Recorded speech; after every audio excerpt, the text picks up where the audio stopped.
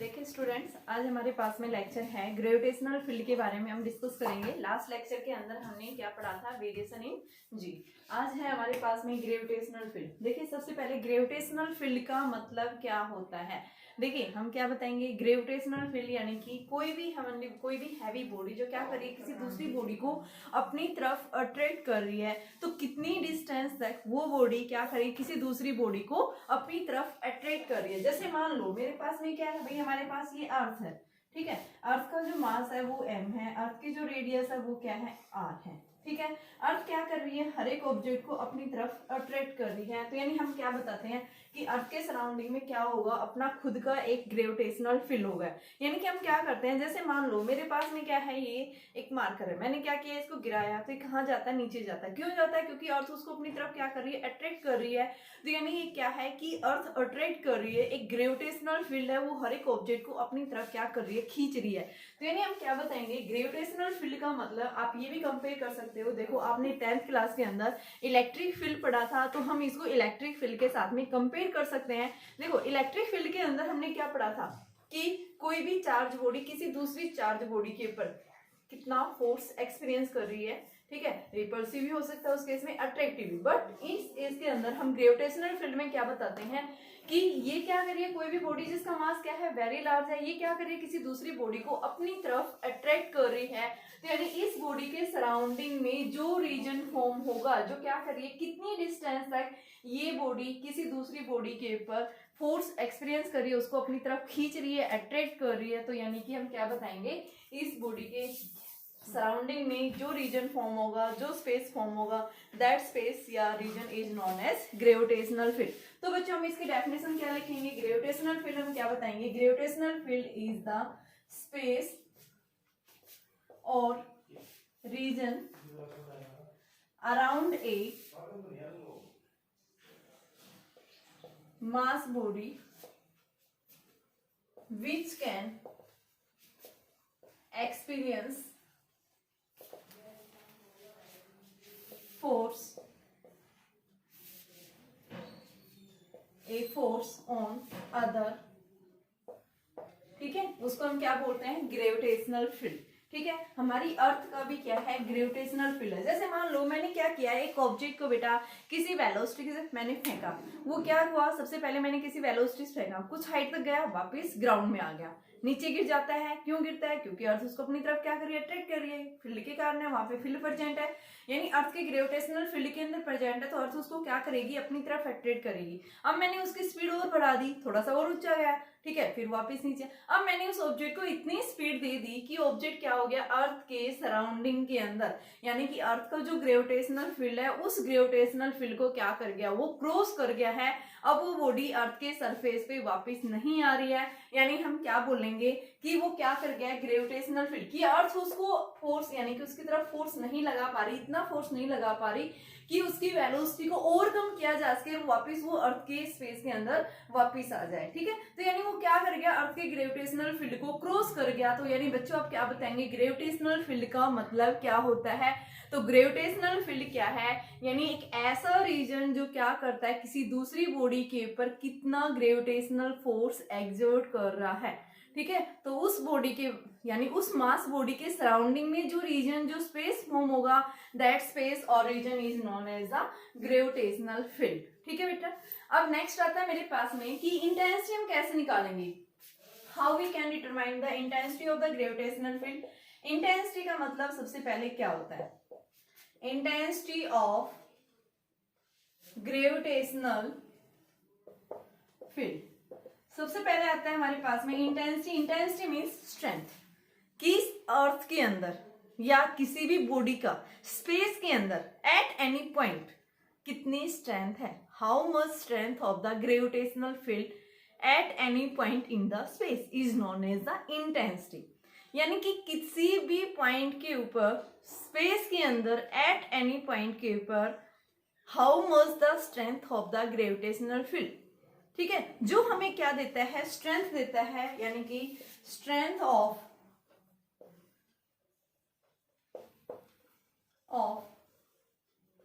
Gravitational field at any point in space is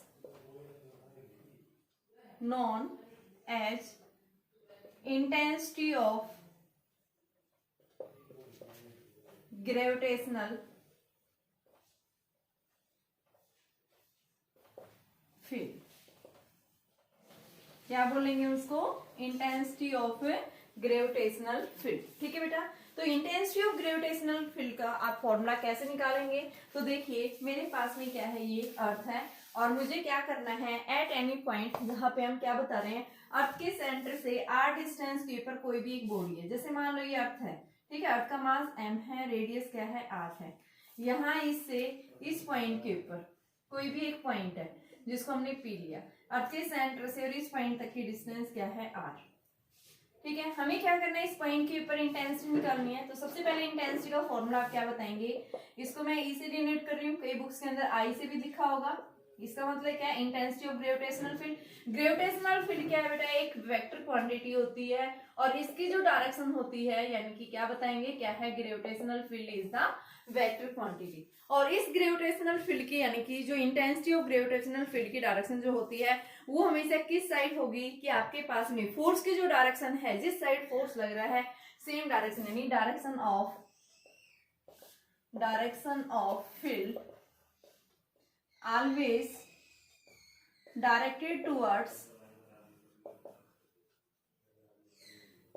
force, हमेशा ये force की तरफ डायरेक्शन होती है इसकी। ठीक है, तो जैसे मेरे पास इस पॉइंट के ऊपर निकालना है मुझे इंटेंसिटी, जिसका मास m है, तो यहाँ पे इंटेंसिटी या strength of the electric field क्या आएगा, it is the ratio of the force experience by the unit mass body is known as the strength of the, यानी intensity of the gravitational field. तो इसका formula क्या होगा, E is equal to F by M. It is the ratio of the force experience by the unit mass body in the gravitational field, यानी कि gravitational field के अंदर at any point के ऊपर आपको क्या मिलता है, जो स्ट्रेंथ मिल रही है, कि कितनी स्ट्रेंथ है, उस रेशियो को हम क्या बोलते हैं, यानी उस फॉर्मूले को हम क्या बोलते हैं, क्या है, वो इंटेंसिटी है। और दूसरे इंटेंसिटी का जो मैथमेटिकल फॉर्मूला आप बताएंगे वो क्या है, it is the ratio of the force experience by the unit mass body. ठीक है, तो ये हमारे पास में फॉर्मूला है। अब मुझे क्या करना है, इस पॉइंट के ऊपर इंटेंसिटी निकालनी है। तो इस इंटेंसिटी को निकालने के लिए मैंने क्या लिया बेटा, इस पी पॉइंट के ऊपर एक मास कंसीडर किया, सेंटर से इसकी डिस्टेंस क्या है, r है। तो इसके लिए हम क्या से निकालेंगे, सबसे पहले फोर्स निकालेंगे। तो फोर्स क्या आएगा, Gmm बाई आर स्क्वायर। अब फॉर्मूला हमारे पास में डेफिनेशन क्या है, यानी कि F बाई एम, तो F की वैल्यू रखेंगे Gmm by are square into में m से m कैंसिल, तो आपके पास में क्या फॉर्मूला आया, Gm बाई आर स्क्वायर। तो यानी strength of the electric field, बेटा क्या फॉर्मूला बना यहाँ से आपके पास में, E is equal to Gm by are square. ठीक है, तो यानी कि हम क्या बता रहे हैं कि जो आपके पास में इंटेंसिटी जो आई है ग्रेविटेशनल फील्ड की, वो किसके डिपेंड कर रही है बेटा, इन डिस्टेंस के साथ में, यानी E is inversely proportional to the r square. जितनी ज्यादा डिस्टेंस वो बढ़ेगी फील्ड वीक होता जाएगा। ठीक है, जैसे जैसे आप इससे दूर जा रहे हैं अर्थ के सरफेस से, तो क्या होता जाएगा, फील्ड वीक होता जाएगा। अर्थ के सरफेस के नजदीक कोई पॉइंट है तो वहां पे हम क्या बताएंगे, क्या होगा, ग्रेविटेशनल फील्ड स्ट्रॉन्ग होगा। इन्फिनिटी भी जाते ही E की वैल्यू क्या हो जाती है, 0। जैसे ही R क्या हुआ आपका, इन्फिनिटी हुआ, उस केस में हम strength of the electric field क्या बताएंगे, किसके इक्वल होगा, 0। तो ये था हमारे पास में कि इंटेंसिटी ऑफ ग्रेविटेशनल फील्ड अब कैसे निकालते हैं। तो यहाँ से मैंने क्या बताया कि अगर आपके पास में अर्थ के लिए हमने इंटेंसिटी ऑफ ग्रेविटेशनल फील्ड निकाला है, कि हमने क्या लिया था, ये अर्थ ली थी बेटा, अर्थ का मास m है, रेडियस r है, यहाँ पे अर्थ के सरफेस से r डिस्टेंस के ऊपर, यानी कि सेंटर से r डिस्टेंस के ऊपर कोई भी एक बॉडी है, उस बॉडी के ऊपर यानी उस पॉइंट के ऊपर हमने क्या निकाला है, कि strength of the gravitational field. ठीक है, तो ये हमारे पास में आ गया। अब मुझे इसका क्या निकालना है, डायमेंशनल फॉर्मूला निकालना है, इसकी यूनिट निकालनी है। तो इसको हम कैसे लेंगे, देखिए यूनिट एंड डायमेंशनल फॉर्मूला। सबसे पहले यूनिट आती है, यूनिट हमारे पास क्या बनेगी इसकी, F बाई एम है, ये strength of the electric field है, तो ये क्या बनेगा, Newton kilogram inverse. Strength of the electric field है, ये SI यूनिट है, सीजीएस यूनिट क्या बनेगी, डायन ग्राम इनवर्स। ठीक है, डायमेंशनल फॉर्मूला क्या बनेगा, m1 L1 T minus 2 upon में m1, तो ये इससे कैंसिल, L1 T माइनस 2। ये क्या है, इसका डायमेंशनल फॉर्मूला है, ठीक है। It is always a vector quantity, और इसकी जो डायरेक्शन होती है वो किस साइड होगी बेटा, जो फोर्स की डायरेक्शन, जिस साइड में फोर्स एक्सर्ट हो रहा है उसी डायरेक्शन में क्या लगेगा, ग्रेविटेशनल फील्ड। अब मेरे पास क्वेश्चन आता है कि मुझे क्या करना है, ग्रेविटेशनल फील्ड इंटेंसिटी निकालनी है। किसके लिए बेटा, एक होलो स्फीयर है और साथ में एक सॉलिड स्फीयर है। तो सबसे पहले हमें क्या करना है, होलो स्फीयर के लिए ग्रेविटेशनल फील्ड इंटेंसिटी निकालना है। तो इसके लिए हम क्या करेंगे, देखिए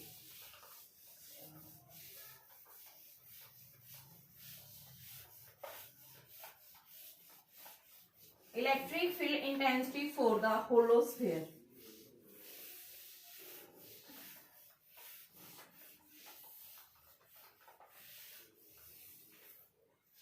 टॉपिक है मेरे पास में इंटेंसिटी ऑफ ग्रेविटेशनल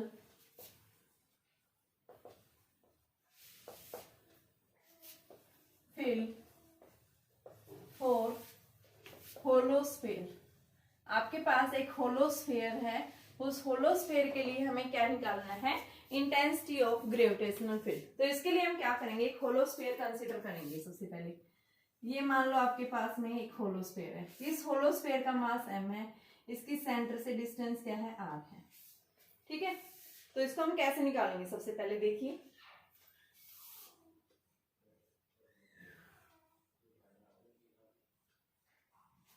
देखो बेटा, यहां से एक पॉइंट लिया हमने P पॉइंट, ठीक है। सबसे पहले मैंने क्या लिया है, एक होलो स्फीयर लिया।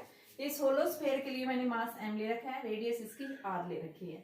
मुझे क्या करना है, ग्रेविटेशनल फील्ड इंटेंसिटी निकालनी है। कहां पे, outside the hollow sphere, inside the hollow sphere and at the surface. सबसे पहले मैं ले रही हूं कि first case, when point P lies outside the hollow sphere. Hollow sphere के आउटसाइड अगर पॉइंट लाई कर रहा है तो उस केस में हम ग्रेविटेशनल फील्ड कैसे निकालेंगे। तो मान लो आपके पास में ये पॉइंट है, इसके सेंटर से डिस्टेंस क्या है, r है, क्या गिवन है, r। तो इस पॉइंट पे हमें क्या निकालनी है, इंटेंसिटी ऑफ ग्रेविटेशनल फील्ड निकालना है। तो इसके लिए हम क्या करेंगे, सबसे पहले हम क्या देखेंगे, इस पॉइंट के ऊपर एक मास है m, ये क्या करेगा, और ये बॉडी जो है इसका मास ज्यादा है, ये क्या करेगा, इसको अपनी तरफ अट्रैक्ट करेगा, तो फोर्स किधर एक्सर्ट होगा, इस साइड। तो यहाँ पे आप फोर्स निकालेंगे। सबसे पहले किसके इक्वल आया बेटा, Gmm/r²। यहाँ मैं केस ले रही हूँ जब r लार्जर है किससे, कैपिटल R से, तो फोर्स आ गया। अब यहाँ पे मुझे इंटेंसिटी निकालनी है एट पॉइंट P, तो ये क्या आएगा, F/m according to the definition of the intensity of gravitational field. F की वैल्यू क्या है हमारे पास, Gmm/r², और यहां से m से डिवाइड किया, ये इससे कैंसिल हुआ, Gm/r²। तो यहां से हमने क्या देखा, आउटसाइड अगर पॉइंट लाई कर रहा है उस केस में वैल्यू क्या ही, Gm/r²। सेकेंड केस आता है मेरे पास में, केस 2, व्हेन r अगर किसके इक्वल हो जाता है, कैपिटल R। यानी अगर ये पॉइंट कहां पे आ जाता है, इस होलो स्फीयर के सरफेस पे आ जाता है, उस केस में हम क्या बताएंगे, आपके पास Gm क्या आ गया बेटा, r², और ये हमारे पास में एक्सेलरेशन ड्यू टू ग्रेविटी के इक्वल हो जाता है। यानी जैसे ही ये पॉइंट कहां पे आता है, होलो स्फीयर के सरफेस के ऊपर अगर हम लेते हैं, उस केस में हम क्या बताएंगे कि आपके पास में इंटेंसिटी ऑफ ग्रेविटेशनल फील्ड जो आएगी वो किसके इक्वल आएगी बेटा, क्या बताएंगे, एक्सेलरेशन ड्यू टू ग्रेविटी के इक्वल, ठीक है। थर्ड केस देखिए, अगर ये पॉइंट कहां लाई कर रहा है, case third, if point P is lies inside. अब मान लो ये पॉइंट है यहाँ लाई कर रहा है, जो यहाँ आउटसाइड था ये पॉइंट यहाँ लाई कर रहा है, तो बेटा इस पॉइंट जिसका मास m है, तो इस पॉइंट के ऊपर क्या होता है, फोर्स एक्सर्ट इक्वली एक्सर्ट होता है। ऐसे इस साइड भी फोर्स इधर भी लगेगा, इधर भी लगेगा, इस साइड भी लगेगा। यानी क्या कर रहा है, इधर से इसकी, यानी यहाँ से पोर्शन होगा उसके कारण फोर्स, यहाँ से ऐसे, यहाँ से ऐसे, तो यानी इस पॉइंट के ऊपर क्या लगेगा, वेरियस डायरेक्शन में फोर्स एक्सर्ट होता है, और वेरियस डायरेक्शन में फोर्स एक्सर्ट होने की वजह से क्या कर देता है, यहाँ पे फोर्स एक दूसरे की डायरेक्शन को कैंसिल आउट कर देता है, और यहाँ पे हम क्या बताते हैं, नेट फोर्स इनसाइड यानी कि 0 होता है सेल के इनसाइड, ठीक है। जब फोर्स 0 है तो हम क्या बताएंगे, इंटेंसिटी ऑफ ग्रेविटेशनल फील्ड जो होगा वो भी क्या आएगा, 0। तो बच्चों हमने क्या देखा कि अगर आपके पास में एक होलोस्फेयर है और होलोस्फेयर के लिए अगर हम क्या निकालते हैं, ग्रेविटेशनल फील्ड निकालते हैं, इंटेंसिटी ऑफ ग्रेविटेशनल फील्ड निकालते हैं, तो हम क्या ऑब्जर्व करते हैं कि अगर ये पॉइंट कहाँ लाई कर रहा है, आउटसाइड, होलोस्फेयर के आउटसाइड लाई कर रहा है, उस केस में हम इंटेंसिटी क्या बताते हैं कि डिस्टेंस के इनवर्सली प्रोपोर्शनल है। ठीक है, E is equal to gm/r², surface के ऊपर gm/r², ठीक है, कैपिटल आर, और इनसाइड जो होगा वो क्या होगा, जीरो। जीरो क्यों हो जाता है, क्योंकि जैसे ये पॉइंट इनसाइड लाई करता है तो बेटा इक्वली ऑल डायरेक्शन से इस पॉइंट के ऊपर नेट फोर्स क्या हो जाता है, जीरो, क्योंकि वेरियस डायरेक्शन से फोर्स इक्वली एग्जर्ट हो रहा है, जो क्या कर देते हैं, एक दूसरे की डायरेक्शन को कैंसिल आउट कर देते हैं, जिसके कारण हम क्या बताते हैं कि इस पॉइंट के ऊपर नेट फोर्स क्या हो जाएगा, जीरो। फोर्स जीरो हुआ तो यहाँ पे स्ट्रेंथ ऑफ ग्रेविटेशनल फील्ड भी क्या हो जाएगा, जीरो। तो अगर हम होलोस्फेयर के लिए ग्राफ ड्रॉ करते हैं तो हमारे पास में ग्रेविटेशनल फील्ड एंड डिस्टेंस के बीच में जो ग्राफ बनेगा वो किस टाइप का ग्राफ बनेगा। तो देखिए यहाँ पे सबसे पहले इनसाइड, होलोस्फेयर के इनसाइड फील्ड क्या है, जीरो, ई बराबर जीरो, सरफेस पे मैक्सिमम, और आउटसाइड क्या हुआ, ये डिक्रीज हो रहा है, आउटसाइड क्या हुआ, inversely proportional to r square, और इनसाइड क्या हुआ, ये जीरो। तो ये आपके पास में इंटेंसिटी ऑफ ग्रेविटेशनल फील्ड, यहाँ पे आर और आर क्या है, इक्वल है। ठीक है, तो ग्राफ हमारे पास में ये आएगा। ये हमने किसके लिए निकाला, फॉर द होलोस्फेयर के लिए हमने इंटेंसिटी ऑफ ग्रेविटेशनल फील्ड निकाले हैं। ठीक है, अब नेक्स्ट आता है मेरे पास में कि सॉलिड स्फीयर के लिए क्या होगा फिर। ठीक है, अभी नेक्स्ट पॉइंट आता है, हमें क्या निकालना है, ग्रेविटेशनल फील्ड इंटेंसिटी निकालना है, किसके लिए बेटा, सॉलिड स्फीयर के लिए। तो देखिए यहाँ पे सॉलिड स्फीयर आ,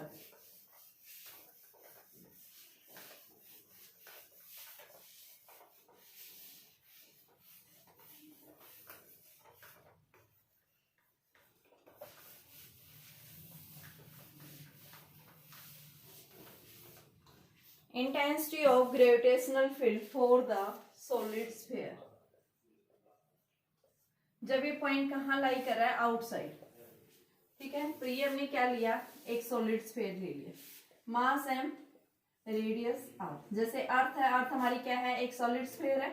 ठीक है, जिसका डेंसिटी जो है थ्रू आउट क्या रहती है, रिमेन सेम रहती है। ठीक है, तो यहाँ पे हमने क्या लिया, ये एक सॉलिड स्फीयर है। ठीक है, यहाँ पे हमें क्या करना है, एक पॉइंट लिया हमने अर्थ के आउटसाइड।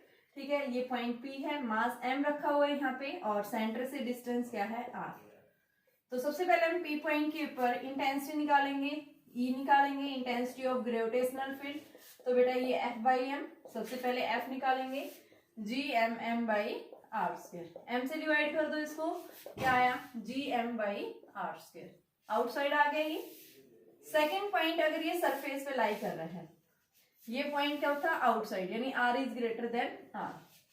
व्हेन अगर ये सरफेस के इक्वल है तो उस केस में G M by are square. Third point आता है, अगर ये पॉइंट कहाँ लाई कर रहा है, if P lies inside the solid sphere। Solid sphere के इनसाइड अगर ये लाई कर रहा है तो उस केस में क्या होगा, तो यहाँ पे हम क्या लिखेंगे, R is less than R। तो बेटा हमारे पास में क्या आ जाएगा, ये देखो इनसाइड मान लो ये पॉइंट है, सॉलिड स्फीयर है, जिसकी डिस्टेंस हमने क्या ले रखी, R सेंटर से, पॉइंट मास M है। तो यहाँ पे आप क्या लेंगे, एक स्फीयर कंसीडर करेंगे, कैसा है, ये सॉलिड है। ठीक है, तो इस सॉलिड के अंदर आप क्या निकालेंगे कि इलेक्ट्रिक ग्रेविटेशनल फील्ड इंटेंसिटी जो मिलेगी इनसाइड, क्या मिलेगी, मान लो ये सॉलिड स्फीयर है, इसका मास हमें नहीं पता, तो इसके लिए मास हम क्या लेंगे, m dash by are square. अब इस एम डैश की वैल्यू निकालेंगे, mass of solid sphere having radius r. तो मास बेटा क्या होता है, वॉल्यूम इंटू डेंसिटी। वॉल्यूम किसकी है, अर्थ की, यूनिफॉर्म है थ्रू आउट। वॉल्यूम क्या होगा स्फीयर का, 4/3 पाई आर क्यूब, और डेंसिटी ये अर्थ की है, तो यहाँ पे अर्थ की डेंसिटी रखेंगे 4/3 pi R cube. Density mass per unit volume, अर्थ की डेंसिटी जो है मास कितना है एम, वॉल्यूम कितना है पाई आर क्यूब, ये कैंसिल हो गया। तो ये एम डैश हमारे पास क्या आ गया, एम आर क्यूब अपॉन में आर क्यूब। तो यहाँ पे हम पुट करेंगे तो हमारे पास में इंटेंसिटी जो है ग्रेविटेशनल फील्ड की वो किसके इक्वल आएगी, G/r² इंटू में mr³ अपॉन r³। r² से r² cancel, Gm/r³ into r।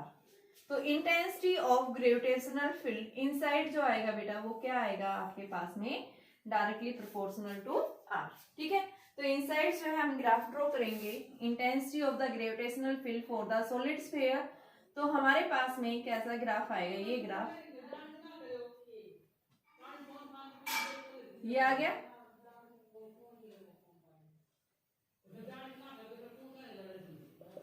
ये क्या हो जाएगा इनसाइड,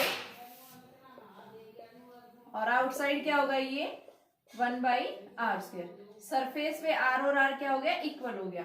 तो ग्राफ जो हमें मिलेगा वो कैसा मिलेगा, इस तरह से। देखो अगर ये पॉइंट इनसाइड लाई कर रहा है तो इंटेंसिटी ऑफ ग्रेविटेशनल फील्ड क्या होगा, डायरेक्टली प्रोपोर्शनल टू r।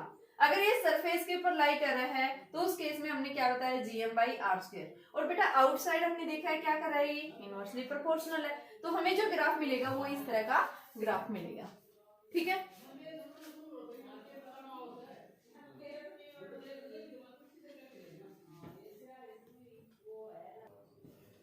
देखिए बेटा नेक्स्ट टॉपिक आता है हमारे पास में gravitational potential energy. Gravitational potential energy का मतलब क्या है कि मान लो आपके पास में कोई भी एक बॉडी अगर अर्थ के सरफेस से एट ए हाइट के ऊपर, जैसे मान लो ये है मेरे पास में अर्थ है, ये अर्थ का मास हमने क्या ले लिया m, सेंटर क्या है इसका O, रेडियस r है। यहाँ पे क्या हुआ कि अर्थ के ग्रेविटेशनल फील्ड के अंदर कोई भी बॉडी हाइयर पॉइंट यानी इंफिनिटी से और अर्थ के ग्रेविटेशनल फील्ड के अंदर एंटर कर रही है। मान लो अर्थ के ग्रेविटेशनल फील्ड के अंदर जब ये एंटर हुई है तो यहाँ से इस पॉइंट के ऊपर ये पहुंची है, कहाँ से आई है, ये इंफिनिटी से। ठीक है, किसके अंदर आ रही है, ग्रेविटेशनल फील्ड। किसका ग्रेविटेशनल फील्ड है, अर्थ का।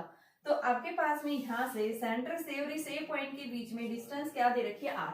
हमें क्या निकालना है, पोटेंशियल एनर्जी निकालनी है। सबसे पहले पोटेंशियल, ग्रेविटेशनल पोटेंशियल एनर्जी का मतलब क्या है कि जब भी कोई बॉडी क्या कर रही है, हाइयर से यानी इंफिनिटी से और अर्थ के ग्रेविटेशनल फील्ड के अंदर जब वो मूव कर रही है, ठीक है, तो वहां पे क्या हो रहा है कि जब भी कोई भी बॉडी बेटा एक पॉइंट से दूसरे पॉइंट की तरफ मूव करती है तो उस बॉडी के कारण क्या होता है, कुछ ना कुछ वर्क डन होता है। तो यहाँ पे भी क्या होगा कि बॉडी अर्थ के ग्रेविटेशनल फील्ड के अंदर क्या करिए, बिना एक्सेलरेट किए हुए बाहर से कोई एक एक्सटर्नल एजेंट काम कर रहा है जिसके ऊपर ये बॉडी क्या कर रही है, इंफिनिटी से और अर्थ के ग्रेविटेशनल फील्ड की तरफ मूव कर रही है, अर्थ उसको अपनी तरफ अट्रैक्ट कर रही है। तो यानी हम क्या बता रहे हैं कि बॉडी बिना जो है एक्सेलरेट किए हुए अर्थ के ग्रेविटेशनल फील्ड के अंदर एंटर कर रही है। तो यहाँ पे इस बॉडी के कारण क्या हुआ, कुछ वर्क डन हुआ, and that's work done is in the form of gravitational potential energy. तो मान लीजिए मेरे पास में यहाँ ए पॉइंट से ये बॉडी कहाँ आ गई, बी पे। तो जब ए से बी की तरफ कोई भी बॉडी मूव करती है तो बेटा डिस्प्लेसमेंट क्या होगा, डी है। ठीक है, तो सबसे पहले हम क्या बताएंगे, ग्रेविटेशनल पोटेंशियल एनर्जी की डेफिनेशन आप क्या लिखेंगे। तो यहाँ पे हम क्या बताएंगे, ग्रेविटेशनल पोटेंशियल एनर्जी का मतलब क्या है कि potential energy of a body at any point in the gravitational field. ठीक है, तो क्या बताएंगे, gravitational potential energy of a body at any point in the gravitational field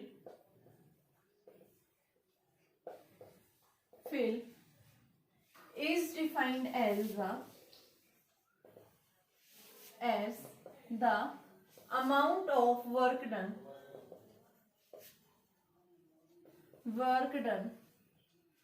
bringing from infinity to that point, amount of work done in bringing from infinity to that point। ठीक है, इस point के ऊपर आएगी, यहां से यहां move किया है, dr डिस्प्लेसमेंट। तो वर्क डन क्या होगा, dw is equal to f dr। बिना एक्सेलरेट किए हुए कर रही है बेटा ये, तो फोर्स भी इधर लग रहा है, बॉडी डिस्प्लेस भी इधर कर रही है। तो dw is equal to f की वैल्यू रखेंगे Gmm/r² dr। इंटीग्रेट कहाँ से, इंफिनिटी से r पे, तो आपके पास में लिमिट क्या लेंगे, इंफिनिटी टू r। तो dw का w, Gmm कॉमन हो गया, इंफिनिटी टू r आर की पावर -2 dr। तो GMM आर की पावर -2 + 1 -2 + 1 और इंफिनिटी टू आर। तो बेटा क्या आ गया, GMM आर की पावर -1 इंफिनिटी टू आर। तो ये वैल्यू आ गई हमारे पास GMM -1/r और इसकी लिमिट्स इंफिनिटी टू आर। तो -GMM/r लिमिट रखेंगे, upper limit minus lower limit, तो 1/∞ क्या हो जाता है 0। तो आपके पास क्या बची -GMM/r। तो यानी ये जो वर्क डन हुआ ये आपके पास में किस फॉर्म में हुआ, ये पोटेंशियल एनर्जी की फॉर्म में, ग्रेविटेशनल पोटेंशियल एनर्जी की फॉर्म में ये वर्क डन होगा। ठीक है, तो देखिए बेटा यहाँ ये वैल्यू नेगेटिव आ रही है। नेगेटिव का मतलब क्या है कि आपके पास में जैसे जैसे डिस्टेंस बढ़ेगी तो पोटेंशियल एनर्जी क्या होगी, इंक्रीज, यानी लेस नेगेटिव मतलब ये वैल्यू क्या होगी, बढ़ेगी। जैसे जैसे आर इंक्रीज होगा पोटेंशियल एनर्जी क्या होती जाएगी, इंक्रीज होती जाएगी। ठीक है, फर्स्ट पॉइंट ये बताएंगे। सेकंड पॉइंट हम क्या बताएंगे, पोटेंशियल एनर्जी मैक्सिमम कहाँ होती है, जहाँ पे आर क्या होगा, इंफिनिटी हो जाएगा, उस केस में पोटेंशियल एनर्जी आपकी 0, यानी हम क्या बताएंगे, मैक्सिमम। ठीक है, तो पोटेंशियल एनर्जी मैक्सिमम कहाँ मिलती है बेटा, जब आर इंफिनिटी होगा, उस केस में हम मैक्सिमम पोटेंशियल एनर्जी बताएंगे। यहाँ ये नेगेटिव साइन आ रहा है, नेगेटिव साइन क्या इंडिकेट कर रहा है कि आपके पास में जो फोर्स का जो नेचर है वो कैसा है, फोर्स का जो nature of force is attractive. तो फोर्स के नेचर को शो कर रहा है, nature of force is attractive nature होने की वजह से यहाँ साइन नेगेटिव आ रहा है। ठीक है, तो नेगेटिव साइन क्या इंडिकेट कर रहा है कि फोर्स जो है उसका नेचर कैसा है बेटा, अट्रैक्टिव है। अगर कोई भी बॉडी मान लो R1 से कहाँ आ गई R2 पे, तो उस केस में आप यहाँ लिमिट चेंज कर देंगे, आपके पास फॉर्मूला क्या बन जाएगा, यानी कि U = -GMM 1/r1 - 1/r2। R1 से R2 तो upper limit minus lower limit, हम ये फॉर्मूला पुट कर देते हैं। ठीक है, तो ये था हमारे पास में ग्रेविटेशनल पोटेंशियल एनर्जी क्या होती है।